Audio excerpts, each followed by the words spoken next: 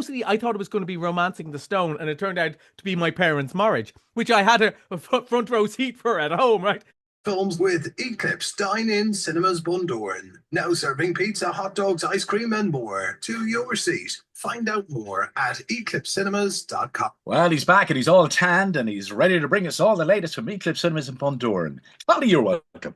Thank you very much. Yes, I had a brief holiday in the beautiful Rosses up around Annaghra and Calhame, up that part of Donegal, and I did get a bit of a tan actually, which is not something. I've been going there for approximately 50 years, and I've got a tan there about 3 times. So that's it. But a beautiful part of the world. And I was sorry because last week there was a movie called The Life of Chuck that I loved, and I was dying to tell you about it, but we're away. And this week nobody's gone to see it. Yeah, but it's great. It's a lovely movie, but it's just one of those, for whatever reason, it's just not catching people's imagination. It's not clicking, is it not? But I just wanted to mention that before we start, because we've so many things this week. Come here, but that's a Stephen King. And it is an unusual Stephen King story. It's one of those that isn't, it's horror stories, although there is a kind of supernatural thing to it. And it's about making the best of life. And it's an odd tale. And one of the things that's odd about it, probably the start of it is it's 3 stories, and the first story is probably the best one, which is probably a weird way to do, because when you come out you go, oh, I like the first one best. But I think it's really interesting. I think it's going to be one of these people next Christmas, people are going to be talking about movies they saw on streamers and go, oh, did you see The Life of Chuck? It's great. And I go, I told you, but you didn't go and see it. But it's worth going. But we've loads to talk about this week. Okay, so where do you want to start? Well, I mean, I'd say we want to get our teeth into this because, I mean, it's 50 years. It's Jaws. It's 50 years since Jaws came out. Now, this is one of my strongest cinema memories as a child. Now, I am sure, because of the way films used to come out, that it wasn't 1975. I was only 2 in 1975. I'd say it was a year or 2 later. By the time it came to my local cinema in Dublin, the way that it would have travelled around screens, and we went to see Jaws on a Sunday, and it was sold out.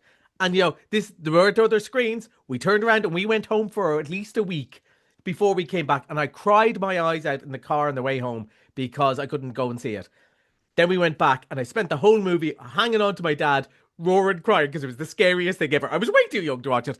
Here's the thing, it's still scary. It is still brilliant.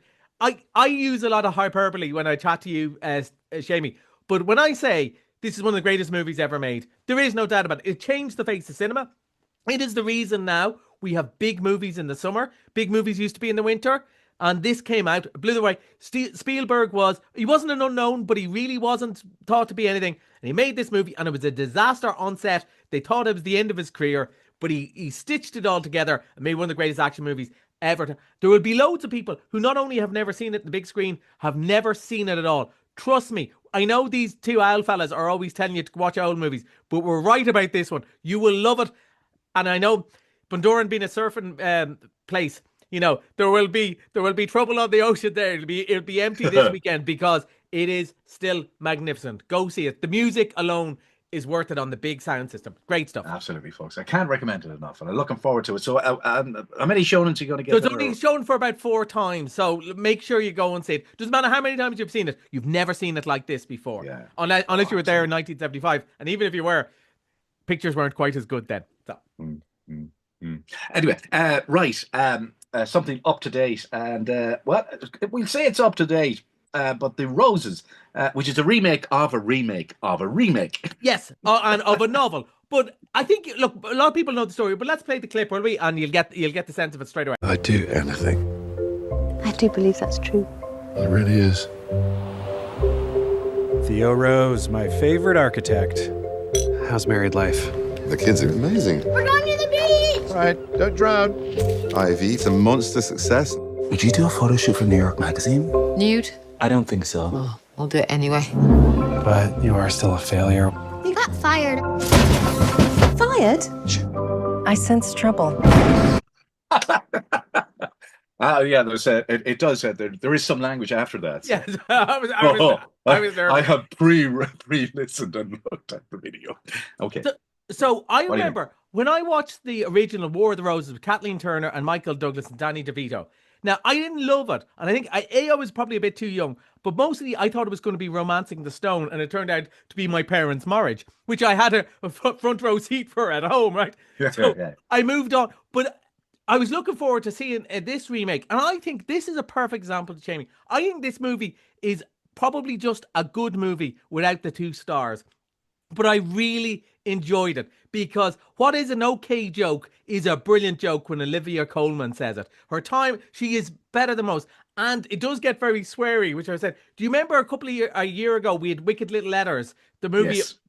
Olivia Colman swearing is one of the great things in this world. No, she has that brilliant, prim British actress stuff about her, and then she goes down to the gutter like the best with the best of them. She's so funny in this. Benedict Cumberbatch is very good as well. Like nearly mangled his name there. And the supporting cast get a lot of good one-liners, but it's all about the two of them.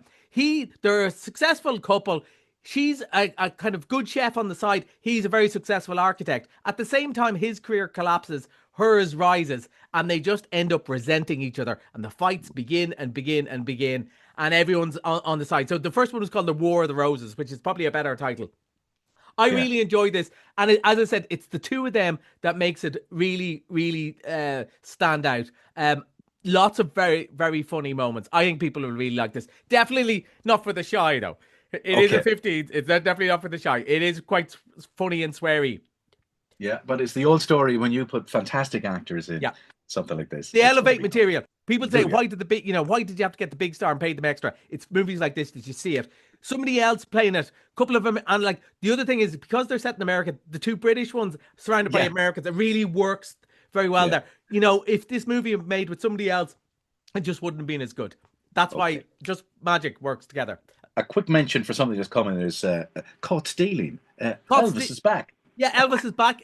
Austin Butler is back. And this by a guy called Darren Aronofsky, who's a very interesting filmmaker. He made The Wrestler, which was a brilliant movie, Requiem from a Dream, but he's also made some very odd stuff like Mother. And his last movie was a movie called The Whale, which they won an Oscar for.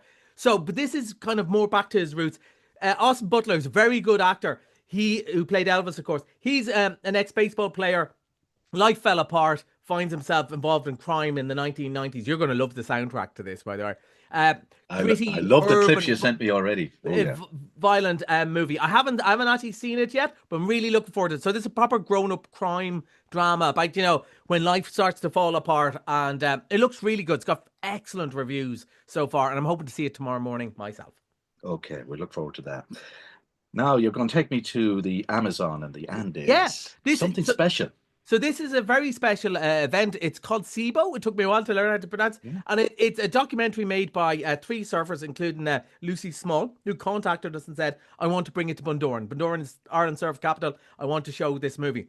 And it's a history of sort of a couple of Australian surfers who have, roots in the Amazon, and they go surfing around the world and come back to it. Again, probably a niche movie in some ways, but there's a huge amount of people here who are very interested in culture and very interested in surfing, and it's a beautiful looking movie. And it's private screens. It's showing tomorrow for one night only, but the 3 filmmakers have travelled over from Australia and are going to be doing a Q&A in the cinema. So I highly recommend it. People who are interested in this sort of filmmaking, documentaries, and particularly surfing, and just you want to see the surfing around the Amazon. Like, it's just so beautiful. I really enjoyed it. I didn't think that would be for me, but I really did enjoy it. So it's one night only. So get your When's ticket. that screening? So that's tomorrow night at 8 o'clock on Friday the 29th.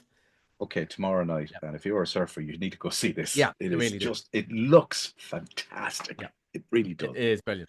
Now, Mr. Monday. Mr. Monday is Formula One, one of the biggest films of the year. And it was weird because we were talking at this months ago, and I said, they think it's going to be a mega hit, and I'm not sure. And it wasn't so much that thousands of people came to see it the first week, but you just done solid, big numbers all summer long. And we could show it for another 3 weeks, only there's too many movies out. We have to push it out. So it's back in the big screen for €5, and I loved it at the time, if you remember. Brad Pitt he's just so cool in it. And I'm pretty sure afterwards it makes no sense, but while you're watching it, you're absolutely loving it.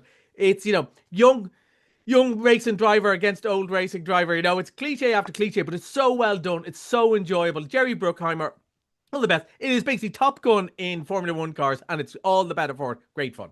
Missed it Monday if you want to head along to that. Right. You're doing a little special now before the kids are going back to school. So what are you going to do for Yeah, so we're doing. So last year they had National Cinema Day, and for some reason they decided not to do it. So we asked, could we do it anyway? So all movies on Saturday are before 5 o'clock are €5. €5 for all of them, and then after 5 o'clock we have 5 movies. I'm saying five a lot. We should have played 5 after this. This would have been clever.